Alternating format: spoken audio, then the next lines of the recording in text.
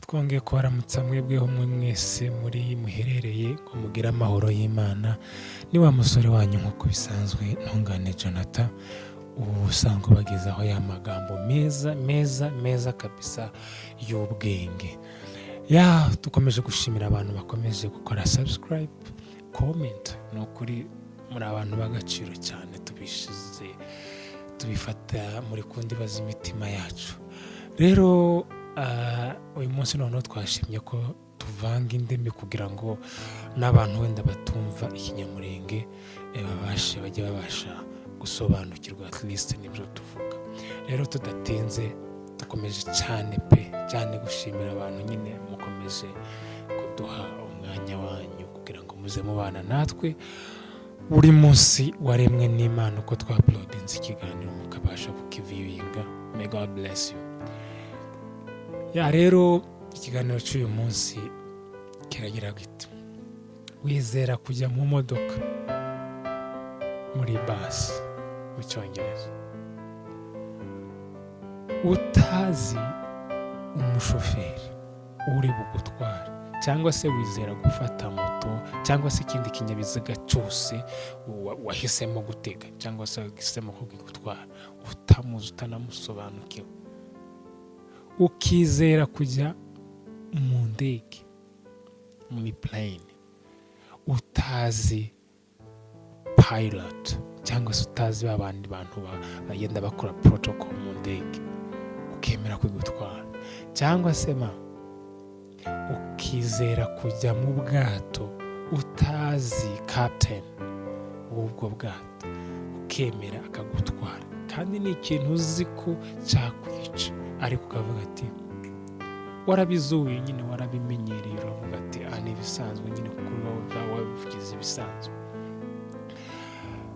Ariko igitangaje, kubera ko utizera ubuzima bwawe kandi uzi ko buyobowe n'Imana, buri mu maboko y'Imana, ugasanga umuntu ntiyizeye ubuzima arimo, cyangwa se ntiyizeye yuko ari safe.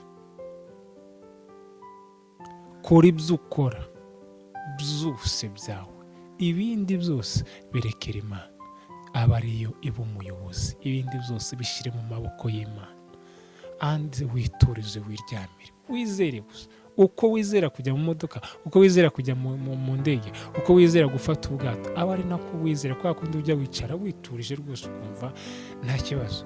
Aba ariko ubuzima bwawe buyoborwe n'Imana, uhasigaye ugenda utuze, wizera Imana yuko ushoboye, ni nayo muyobozi. Fata ubuzima bwawe ubushyire mu biganza byayo, ibindi rwose ugenda witurize. Icyongereza rero: never stop regretting the past. What is done is done. You can't change what already happened. Never or stop regretting the past. What is done is done. You can't change what's already happened. Reka kuregretinga se cyangwa se kwicuza ku bintu byarangiye. No, icyabaye byarabaye, ahubwo gira gute, ibyo byakubayeho reka bibisomo, none kugira ngo bigutume ukomeza urugendo wari urimo. Yego. Our second: stop worrying about your future. Stop worrying about your future.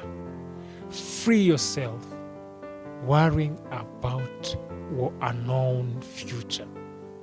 Trust in your ability to handle everything that will come on your way. Trust your ability to handle everything, whatever will comes on your way.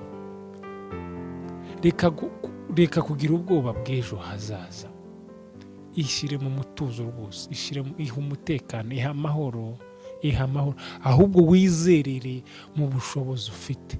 Ubwo bushobozi rero ufite bizogutera kuraje yo guhangana na biriya bindi byose biri imbere. So stop worrying about your future. Yego, stop worrying about your future. Stop looking your happiness in other people. The true happiness comes within you. Stop looking your happiness in other people. The true happiness comes from within you. Reka kwirirwa ushaka, ureka kwirirwa wirusha ngo urashaka ibyifuzo mu bandi bantu. My friend, ibyishimo nyakuri biri muri wowe, wowe niwe ubyibitsemo. So wikwirirwa wigora rwose ngo ushake ngo uyu muntu yanezeza ngo ninjanga ngo nibwo nzishima ngo nimvaho narindi ngo never. Please stop looking your happiness in the other people. Abo wizera rero bazagusupport disappointing, usange urababaye, ariko menya ko the true happiness is within you. Nobody is real in this world. Everyone has dual face. Muri ubu buzima nta muntu ushobora kukwiyereka uko ari kwa nyako. Buri muntu agira amashusho arenga abiri, agira amashusho abiri. Uyu munsi arakuryajya wibwira ko muri kumwe, ejo akaguhinduka. Nobody is real in this life. Everyone has dual face. Yego. Always remember this. Never judge the future of the person in their current situation. Ntuzigere ujudging umuntu cyangwa se ucira umuntu urubanza muri situation ari mu bungubu. Never. Time has the power to change what was black to become shining. Igihe gifite imbaraga zo guhindura wa mwijima wari urimo none ukaza guhinduka umucyo.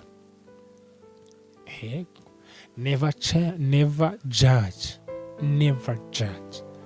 the future of the person in their current situation.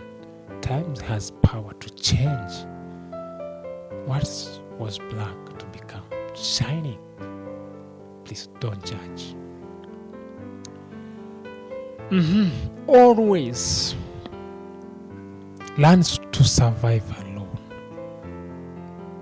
Always learn to survive alone. Some people suddenly change. Today you are important to them, very important. But tomorrow you are nothing to them. That is a real life. La. Wow. Stop, learn. Always be ready to survive alone. Some people suddenly change. Today you are very important to them, but tomorrow you are nothing to them. Iga kubaho mu buzima bwawe wenyine. Kuko abo muri kumwe uyu munsi baguhinduka, ubuzima bwawe bakabubwira ubusa. Uyu munsi baragushigikiye, bari mu ruhande rwawe, ariko ejo bazakwihakana. Yego, ndakeka rero twagarukiraho uyu munsi. Ndumva ari ibyo ngibyo. So dushimiye abantu mwebwe mwese mwabanye natwe, ngo Imana ibahe umugisha. Don't forget to do subscribe down there, and also you can share. We need your comment also. niba ari nka topic mwashaka ko twazabagezaho ubutaha, you are free to make a comment. May God bless you, may God do you good, and we really appreciate your work, guys. Turabashimiye cyane pe byimazeyo, muri abantu b'agaciro ku buzima bwacu, turabazirikana cyane kuko atari mwebwe ntitwaba hano. So Imana rero ibaho umugisha, amugira amahoro ya Nyagasani, tubifuriza weekend nziza, ngo muhahe muronke. Bye bye.